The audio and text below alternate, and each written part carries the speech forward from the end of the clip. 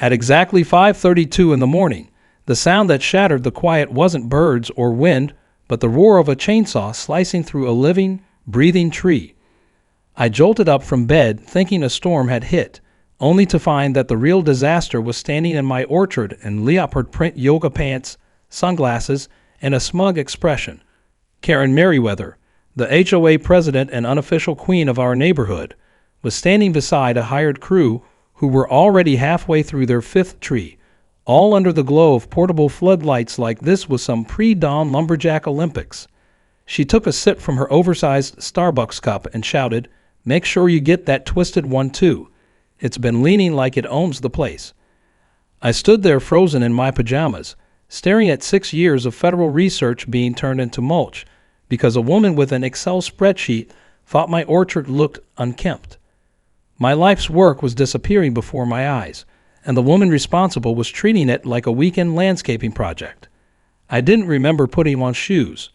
I just remember sprinting across the field barefoot, shouting louder than I ever had in my life.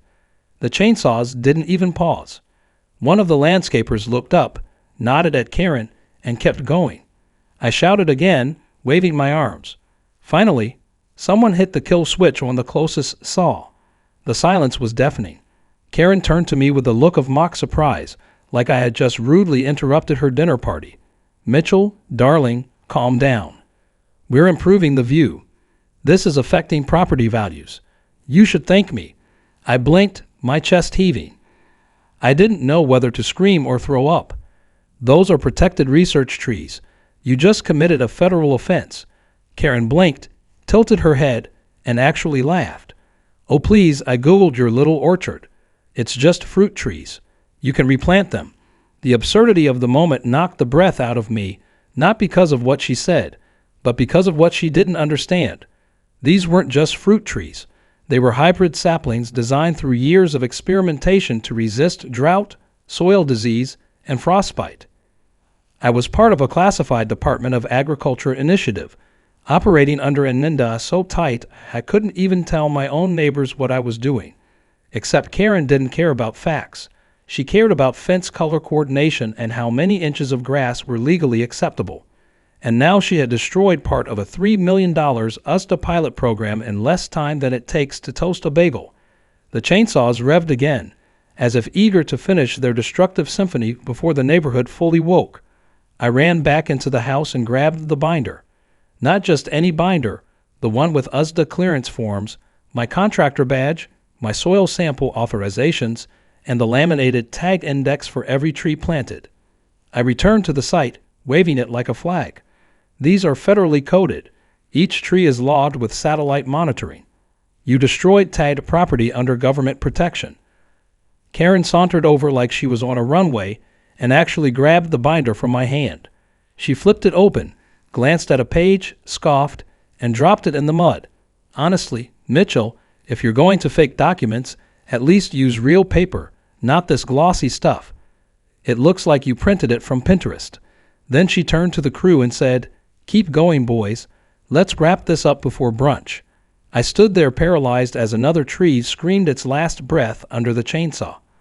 I didn't know if I should call the police or the president. What made it worse was the neighbors who had come out in robes and slippers, watching like it was a reality show. One guy, Dr. Rodriguez, even brought popcorn. No one intervened. No one questioned her. She had ruled the HOA for so long. People treated her like royalty. They feared her fines, her passive-aggressive emails, and worst of all, her ability to gossip something into reality. I apparently was now the community nut who kept government trees like a lunatic botanist with tinfoil on the windows. In one final attempt, I pointed to the yellow USDA tag still hanging from the trunk of a tree they hadn't reached yet. "Look, it's a federal tag. You can't just remove those." Karen raised an eyebrow, walked over, and yanked it off with a theatrical flourish. "See? Removed." She waved it like a trophy. "What are they going to do? Send in fruit police?" The landscapers chuckled. I didn't, because that tag had a CAPES tracker embedded, one that would soon trigger a silent alarm at the regional USDA office the moment it went offline. And that alarm had a classification protocol called code green. What she didn't realize was that every tag contained a microchip that would soon unleash a storm she couldn't control with her HOA rulebook. Karen didn't know it, but she had just declared war on the United States Department of Agriculture. And as funny as that sounds, the USDA doesn't take kindly to sabotage, especially when it costs them half a decade of research. I picked up my binder, wiped the mud off with my sleeve, and walked back inside. My hands were shaking as I opened the secure app and pressed the red button I never thought I'd need. It sent an encrypted alert straight to my supervisor's satellite phone. I didn't even have to type anything. The system read my coordinates, accessed the drone feeds, and automatically flagged it as an active contamination or sabotage event. Outside, Karen posed for a selfie next to the pile of sawdust, grinning like she just saved the neighborhood from an alien invasion. "This will go great on the HOA newsletter," she chirped.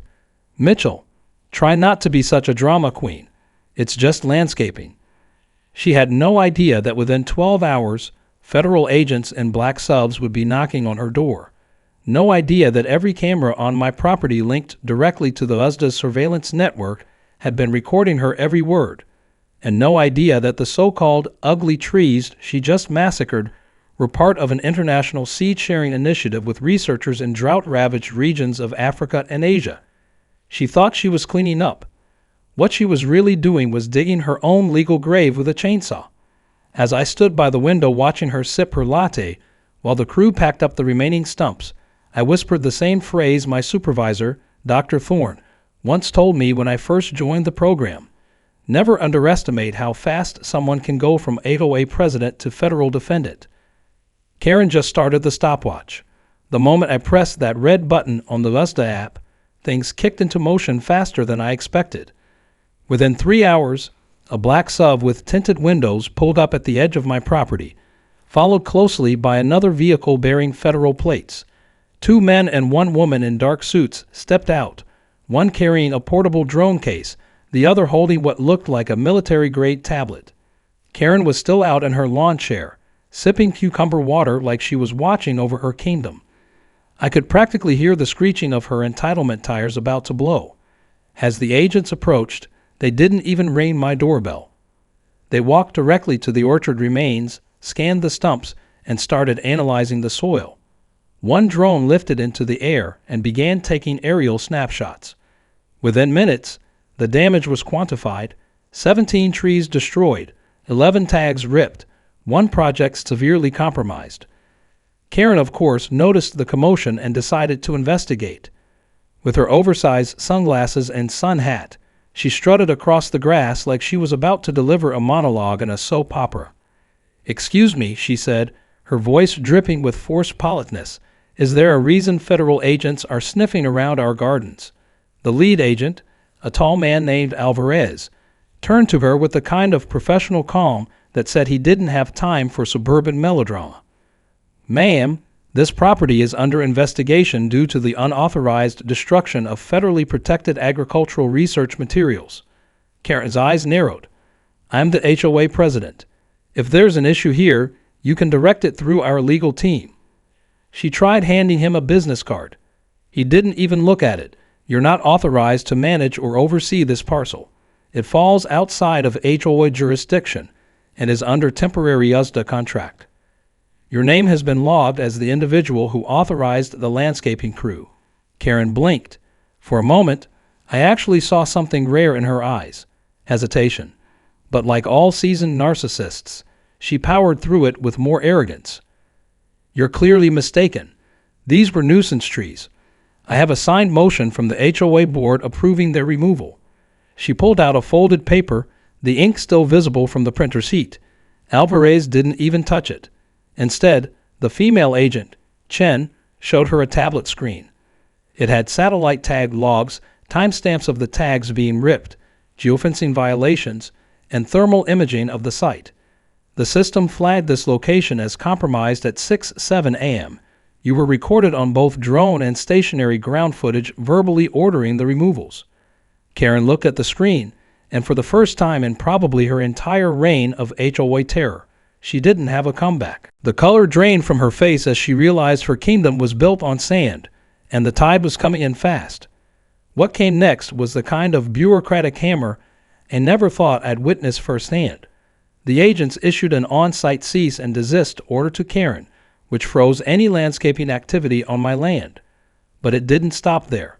They also served a records request to the HOA, demanding all internal emails, approvals, landscaping contracts, and payment authorizations relating to my property. Karen sputtered something about privacy and rights, but Agent Chen simply handed her a federal subpoena request form. Refusal to comply can result in civil penalties and obstruction charges, she said, her tone flat and unreadable. Karen's jaw flapped open, closed, then opened again, like a confused puppet. Back at the HOA clubhouse, which she treated like her personal throne room, panic was setting in. The other board members, who had likely rubber-stamped her landscaping requests out of fear or laziness, were now trying to distance themselves like rats from a sinking ship. One of them, Wayne, a guy who never made eye contact with anyone, immediately claimed he never saw the actual papers. Another member said he was on vacation during that vote. Karen tried to rally them, declaring that they needed to present a united front against government overreach, but no one was buying it, especially when the agents requested to review security footage from the HOA building, which clearly showed Karen slipping a removal authorization under their doors without signatures. The footage showed her smirking. Things escalated when Agent Alvarez confirmed that one of the herbicides sprayed during the destruction had seeped into the groundwater testing well located behind the orchard, something Karen clearly didn't even know existed. The water sensor had detected a spike in chemicals used in lawn treatment products, chemicals banned in research sites due to the potential impact on controlled samples.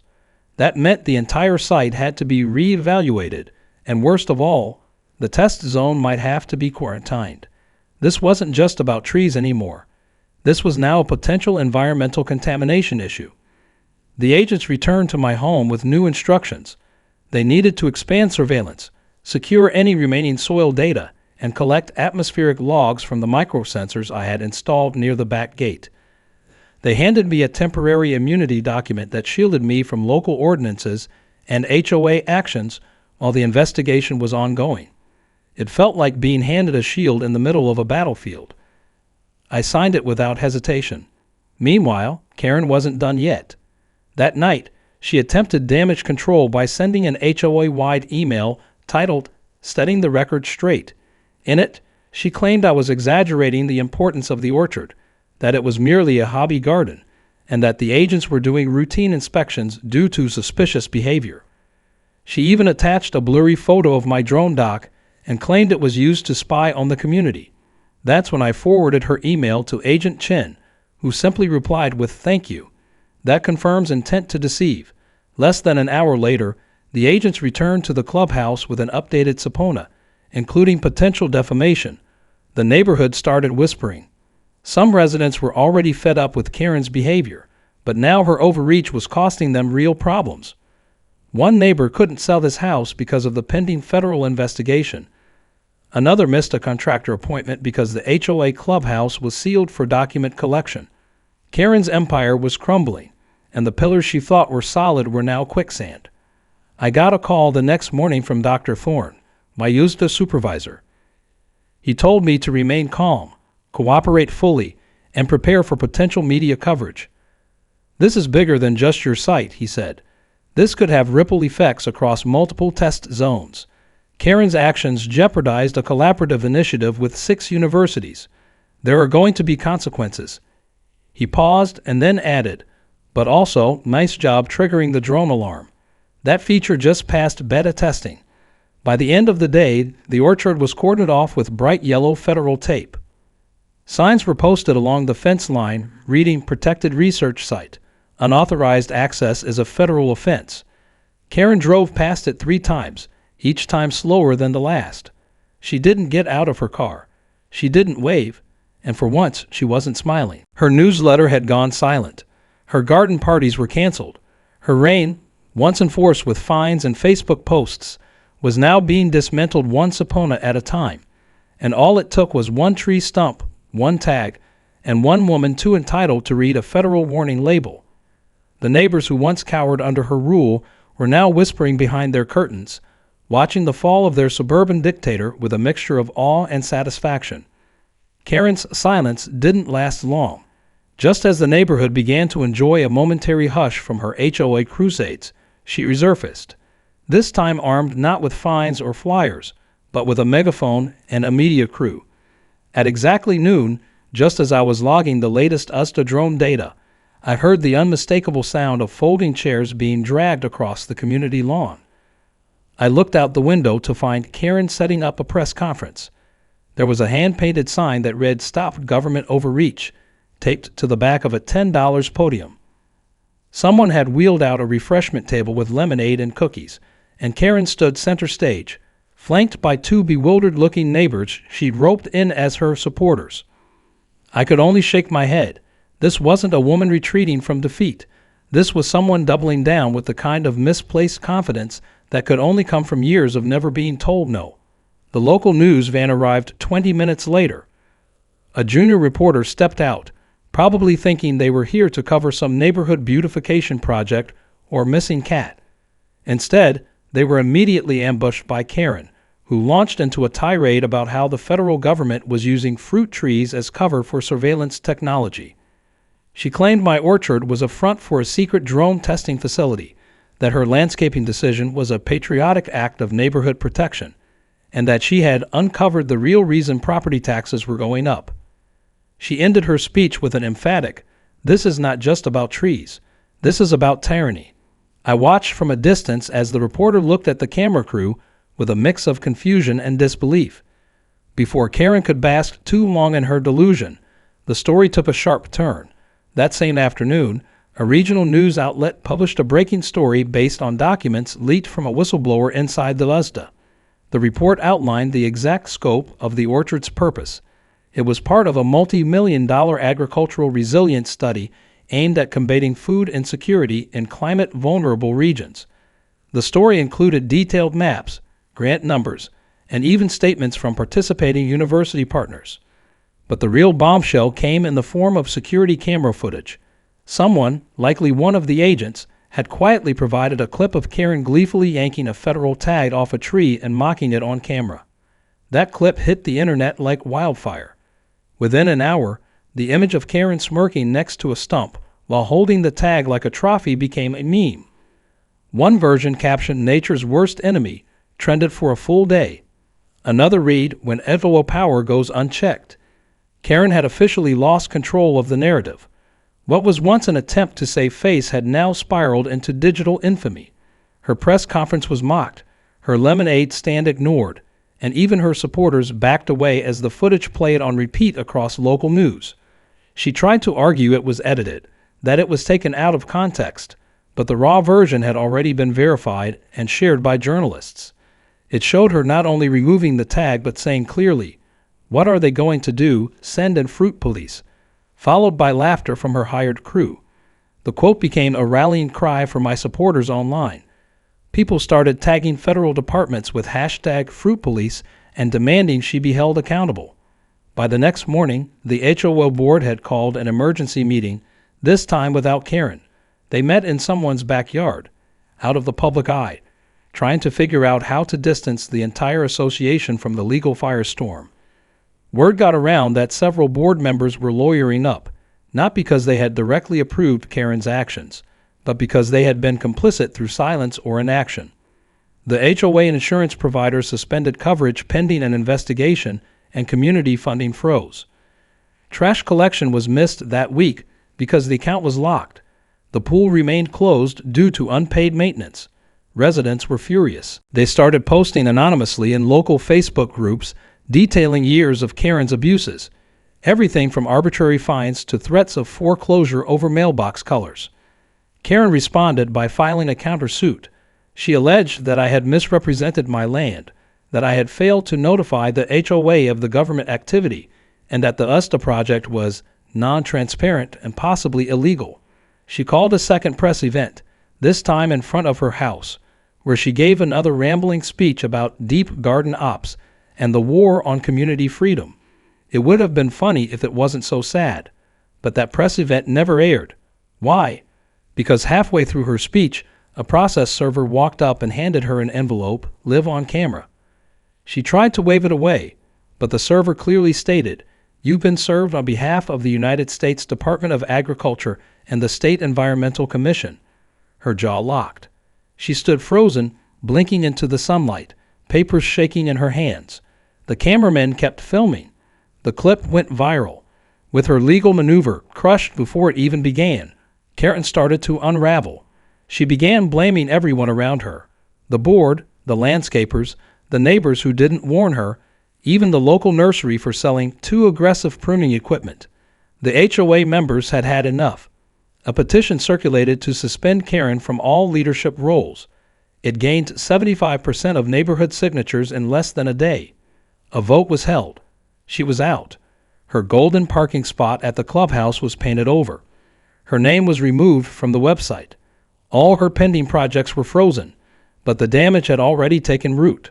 I received a call from the USDA legal team letting me know that not only was Karen being held liable, but the HOA itself might face collective penalties unless it cooperated fully.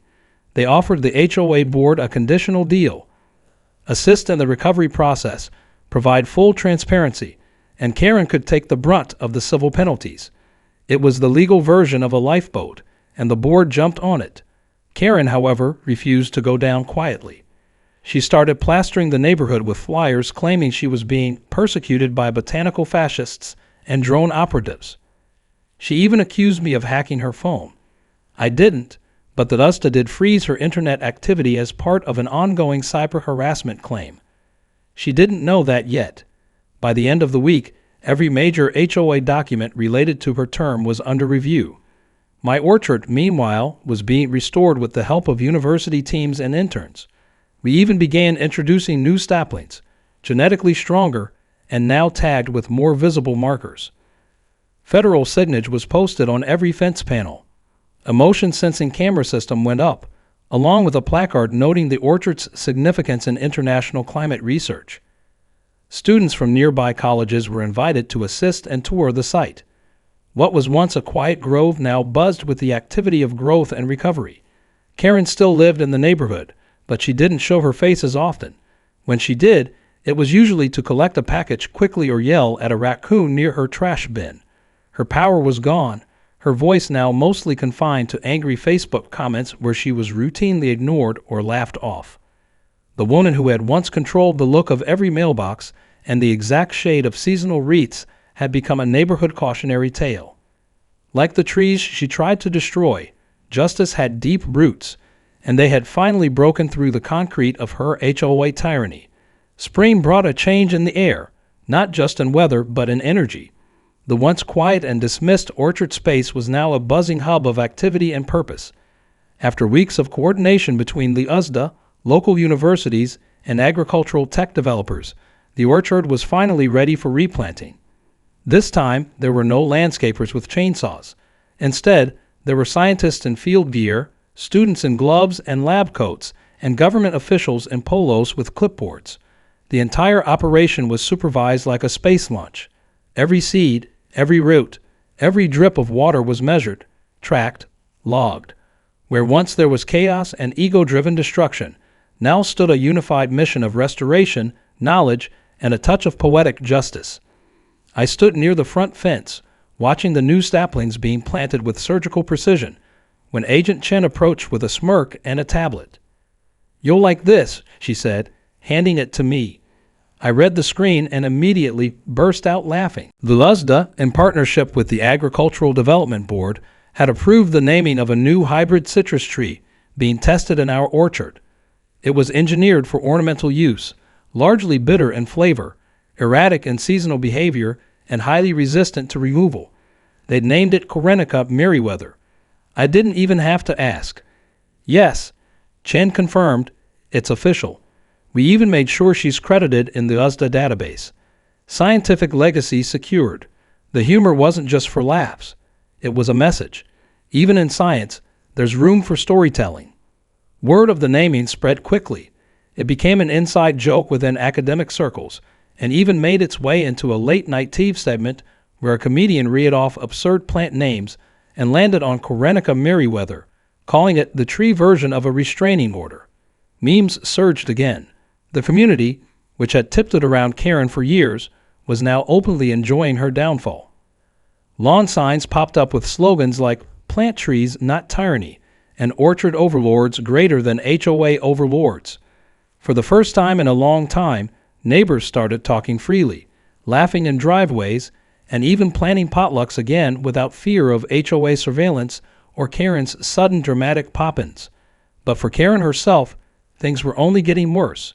After her removal from the board and the USDA lawsuit gained national attention, the financial reality hit her hard. The OA's frozen funds meant pending maintenance, landscaping refunds, and trash contracts couldn't be processed. Since she was still technically a resident, Karen had to live in the results of her own administrative wreckage. The community pool turned green from lack of chemical upkeep. Street lights flickered because nobody could approve the repairs. A local newspaper ran a story titled, "From President to Pest: The Fall of Karen Merriweather." In that article, a former HOA treasurer anonymously admitted that Karen had always run things like a petty dictatorship, and no one wanted to challenge her because she was relentless and vindictive. But now, people wanted accountability, and they wanted it in writing. I received dozens of anonymous letters and thank you notes in my mailbox from neighbors who had once avoided me or whispered behind my back. Some admitted they thought I was exaggerating about the federal project. Others confessed they feared Karen would target them next if they sided with me. One note simply said, "Thank you for saving our neighborhood and making her finally shut up." It was short, but it hit home. One afternoon, I saw Karen walking along the road by herself, clutching a binder to her chest and muttering under her breath. She had no clipboard, no minions, no authority, just her and the reality of being the neighborhood pariah. She paused near the orchard fence, staring at the new trees now surrounded by sensor posts and monitoring stations. She didn't say anything. She didn't yell. Just stood there for a long time, then turned and walked away. Maybe she was realizing what she'd destroyed. Maybe not. But either way, she was no longer a threat. The fence was reinforced. The permits had been upgraded. This land was no longer vulnerable to HOA whims. It was a fortress of data and federal protection. Behind the scenes, the legal wheels were turning. Karen's case was growing teeth. Investigators found that she had signed multiple HOA authorizations herself, often bypassing required votes. She had misused emergency powers, falsified minutes, and even padded the HOA budget to hire her niece's landscaping company. All of it was now part of a larger civil case, and possibly a criminal one. The Department of Environmental Quality launched its own probe due to the herbicide contamination near the water table. Karen claimed she didn't know the orchard was on federal property, but that excuse didn't hold up. She had ignored tags, warnings, emails, and even verbal confrontations. Her own pride had become evidence. Meanwhile, I was contacted by a popular environmental podcast to do a feature on the orchard's restoration. At first, I hesitated. I didn't want to turn it into a circus. But after talking to Agent Alvarez and Dr. Thorne, we agreed that public education could help prevent something like this from happening again. So I did the interview. I explained the science, the goals, and yes, even the chaos that happened. I didn't name Karen directly, but I didn't need to. Anyone who'd followed the story knew exactly who was responsible. The episode went viral. High schools requested virtual tours. One teacher told me her students were now writing essays about environmental policy and overreach. If Karen had hoped to erase me and my work from this neighborhood, she had accomplished the opposite. She had made me a symbol for resilience. The final act in Karen's unraveling came when she tried to sell her house. Real estate agents laughed her out of the room. Nobody wanted to buy into a neighborhood still reeling from federal investigations and media scrutiny. One agent told her outright, "You're the reason this zip code tanked for 6 weeks." She was furious. She claimed harassment. She threatened defamation suits again, but no one took her seriously anymore, not even her own lawyer, who quietly dropped her case after realizing she had forged documents. Yes, that came out too. The fake landscaping emergency order had a signature from a board member who was out of state during the date listed, sloppy and arrogant to the end, and as if the universe wanted one last laugh, it gave it in the form of an environmental volunteer program. The same judge overseeing her civil penalty ordered her to complete 50 hours of mandatory service under the Department of Urban Forestry. Her role? Planting native trees around public schools and municipal lots. Her vest said Weed Control Volunteer. The photo of her standing in the dirt with a shovel, red-faced and scowling, made its way online. Someone photoshopped a Korenica tree next to her. It was glorious. My orchard was thriving again, stronger, smarter, more protected. Karen had wanted to wipe it out, erase it, turn it into just another HOA-approved patch of grass. Instead, it became a landmark, a symbol, a federal reminder that even in the smallest plots of land, truth and science can take root, and if you mess with them, you might just end up as a cautionary tree name for generations to come. Sometimes justice grows slowly, but like the trees in my orchard, once rooted, it cannot be easily cut down. The courtroom was full, not packed with media or angry townsfolk, but with tension, the kind that made people sit up straighter and blink less. The case had finally come to trial, and Karen Merriweather was front and center, perched at the defendant's table in an ill-fitting blazer that looked borrowed and a face that was 3 shades paler than her usual self-tanned glow. She didn't have the cocky smirk anymore. Her eyes darted across the room, perhaps still hoping someone would ride in and save her from the consequences she'd spent a lifetime dodging. But no one did. The HOA board had flipped on her. The LUSDA had brought in expert witnesses, and the evidence was airtight. What she destroyed wasn't just property. It was federally protected infrastructure, intellectual property tied to international agricultural resilience, and public environmental safety data. It wasn't just trees. It was science, cooperation, and years of cross-institutional work.